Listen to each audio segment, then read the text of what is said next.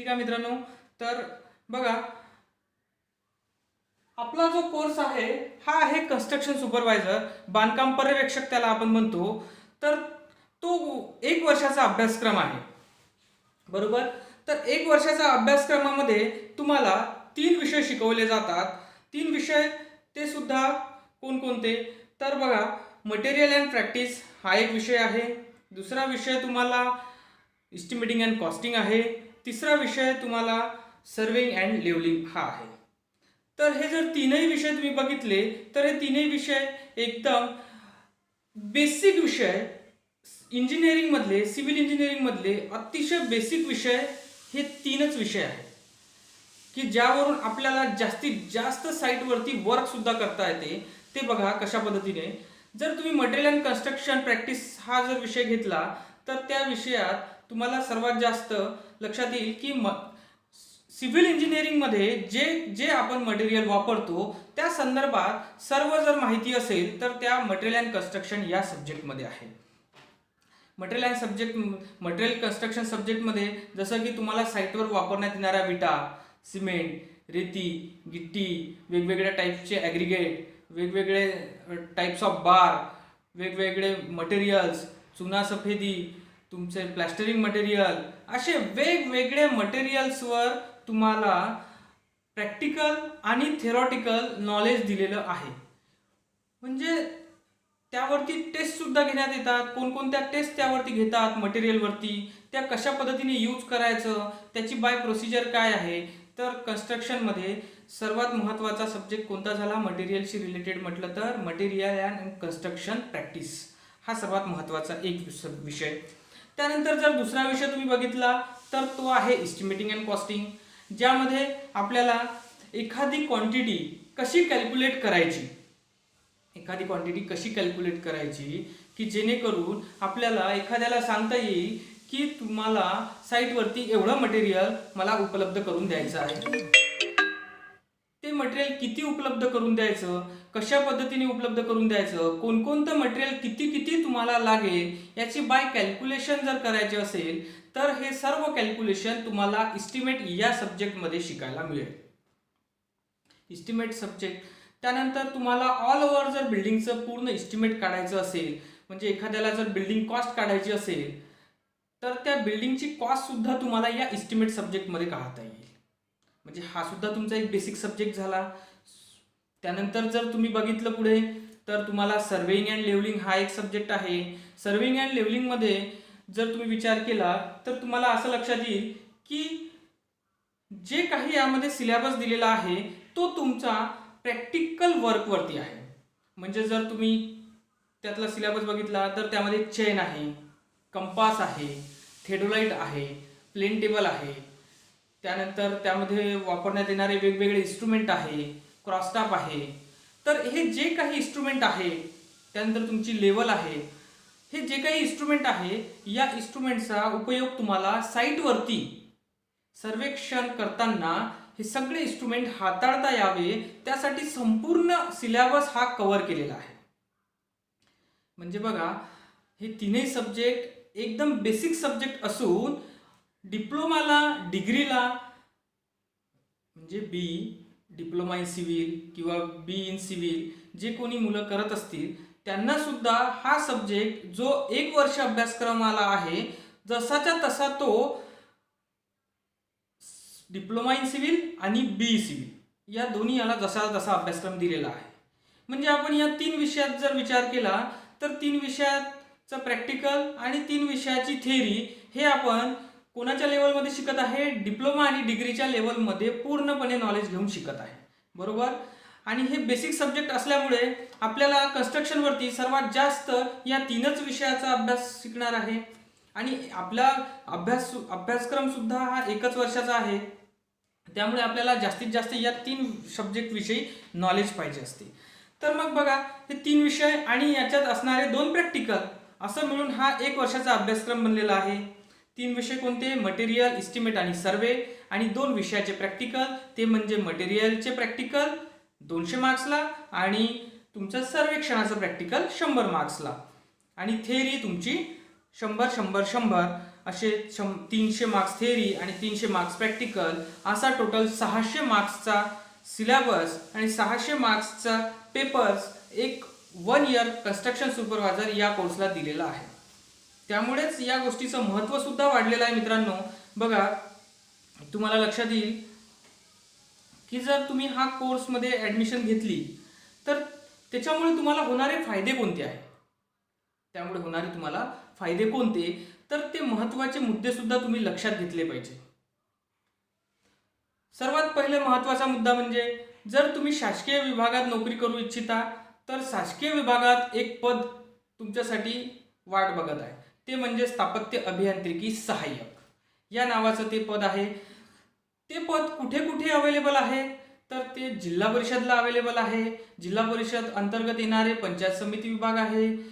तुमचे ग्रामसडक, पंतप्रधान ग्रामसडक योजना आहे, तिथे सुद्धा तुमचं स्थापत्य अभियांत्रिकी सहाय्यक पद उपलब्ध आहे. PWD म्हणजे सार्वजनिक बांधकाम विभाग, इथे सुद्धा त्या पदाची निर्मिती झालेली आहे.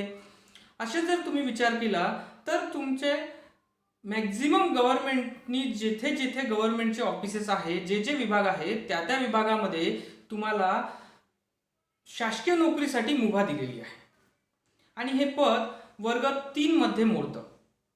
त्यानंतर तुम्ही महानगरपालिका, पुणे महानगरपालिका, अमरावती महानगरपालिका, नागपूर महानगरपालिका, इथे सुद्धा आजपर्यंत भरपूर वॅकन्सीज निघालेल्या आहे. म्हणजे महानगरपालिका हे सुद्धा तुमच्यासाठी एक चांगल्या प्रकारचं ठिकाण आहे की जिथे तुम्ही नोकरी मिळवू शकता. बरोबर, असे वेगवेगळ्या विभागासाठी तुम्हाला काही स्वतःची तयारी सुद्धा करावी लागते मित्रांनो. ते म्हणजे कशी, तर याची कॉम्पिटिटिव्ह एक्झाम होते. एंट्री करताना कोणत्याही डिपार्टमेंटला विदाऊट एक्झाम आपली एंट्री होत नाही. त्यासाठी आपल्याला काही सिलेबस दिला जातो, त्या सिलेबसनुसार आपल्याला अभ्यास करावा लागतो आणि त्यानुसार आपण काय करतो, एक्झामची तयारी करतो. मग ही एक्झामची तयारी करताना तुम्हाला 80 मार्क्स हे टेक्निकलवरती कव्हर होतात. 80 मार्क्स टेक्निकलवरती कव्हर होतात. त्यानंतर तुमचे बाकी सर्व मार्क्स जसं मॅथ, मराठी, इंग्लिश, GK या 4 वरती 30-30 मार्काचे प्रश्न येतात. 15 प्रश्न 30 मार्कासाठी असतो. म्हणजे हा सिलेबस तुमचा 120 मार्क्सचा आणि टेक्निकल सब्जेक्ट हा तुमचा 80 मार्क्सचा असा मिळून एकूण सिलेबस जर असेल तर तो 200 मार्क्सचा सिलेबस असतो. 100 क्वेश्चन 200 मार्क्स. म्हणजेच याचा अर्थ जर तुम्ही विचार केला तर सर्वात जास्त तुम्हाला अभ्यास जो करायचा आहे तो टेक्निकलचा करायचा आहे. आणि जोपर्यंत तुम्ही टेक्निकल 80 मार्क्ससाठी करत नाही तोपर्यंत ती एक्झाम तुम्हाला क्रॅक करणं शक्य होत नाही. आणि टेक्निकलमध्ये या व्यतिरिक्त सुद्धा तुम्हाला काही सब्जेक्टचे अभ्यास करणे गरजेचे आहे. जसं हे 3 सब्जेक्ट आपल्या विषयात असणारे 3 सब्जेक्ट आणि त्या व्यतिरिक्त काही बेसिक सब्जेक्टचा अभ्यास तुम्हाला सोबत करावा लागतो. जसं कॉन्क्रीट टेक्नॉलॉजी आहे, हायड्रोलिक्स आहे, एन्व्हायरमेंटल इंजिनिअरिंग आहे. असे 3-4 जर सब्जेक्ट तुम्ही एकत्र केले मित्रांनो, डिप्लोमा लेवलचा जर थोडाफार अभ्यास केला तर तुम्हाला या पदापासून कोणीही थांबवू शकणार नाही जॉईन होण्याकरता. बरोबर. तर आणखी एक गोष्ट यात अशी सांगायची आहे, येणाऱ्या भविष्यात असं सुद्धा होऊ शकते की हे पद जे आहे स्थापत्य अभियांत्रिकी सहाय्यक या पदाची निर्मिती एक नवीन नावाने होणार.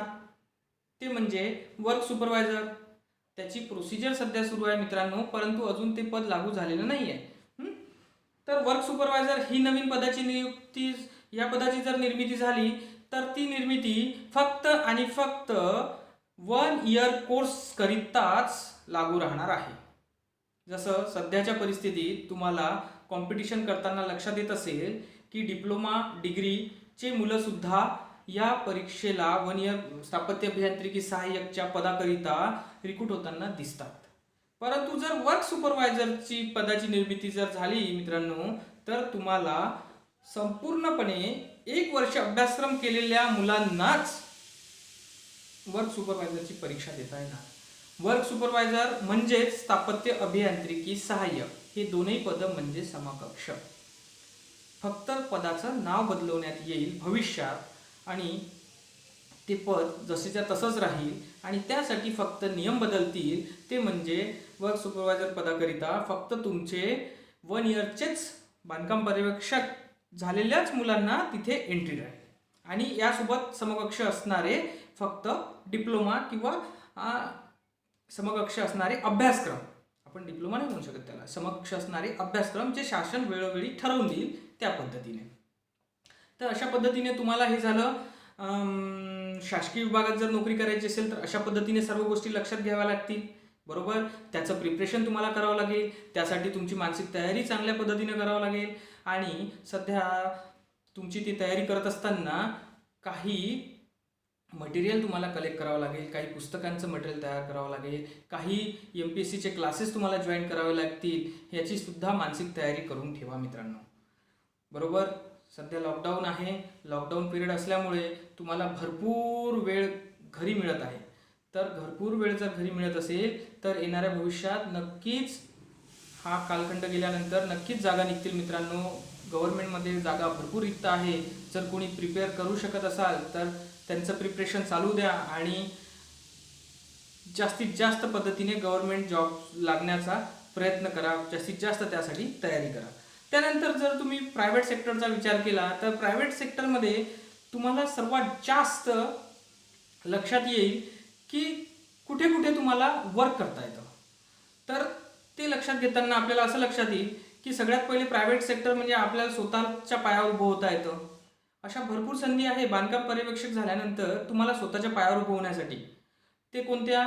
तर सर्वात पहिले PWDला म्हणजे सार्वजनिक बांधकाम विभागात 10 लाखाचं रजिस्ट्रेशन तुमच्यासाठी अवेलेबल आहे. 10 लाखाचं जर तुम्ही रजिस्ट्रेशन केलं तर 10 लाखापर्यंतचे कामं तेही ऑनलाईन टेंडरिंगनुसार तुम्हाला घेता येतील.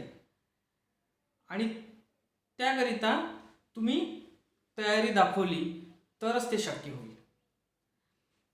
मग हे PWDला 10 लाखाचं रजिस्ट्रेशन मिळणार म्हणजेच तुम्ही बेरोजगार अभियंता, म्हणजेच तुम्ही अभियंता म्हणून काम करणार. बरोबर, अभियंता म्हणून जर तुम्ही काम करत असाल तर तुम्ही स्वतःच्या पायावर उभं होऊ शकणार. दरवर्षी जर तुम्ही 10 लाखाचे भरपूर कामं केले, 1 कोटीपर्यंत कामं केले, 1.5 कोटीपर्यंत कामं केले तर तुमचं वर्कडन वाढेल. आणि जर तुमचं वर्कडन वाढत असेल तर तुमचं रजिस्ट्रेशनची लिमिट सुद्धा वाढेल. बरोबर, 10 लाखाच्या वरचे सुद्धा कामं तुम्हाला भविष्यात घेता येईल. म्हणजेच तुम्ही स्वतःच्या पायावरती सर्वात मजबूत पायावरती उभं व्हायची जर पहिली स्टेप असेल तर ते अभियंता या रजिस्ट्रेशन विषयांवरती जास्तीत जास्त कॉन्ट्रॅक्टरशिपमध्ये वर्क करणे. बरोबर.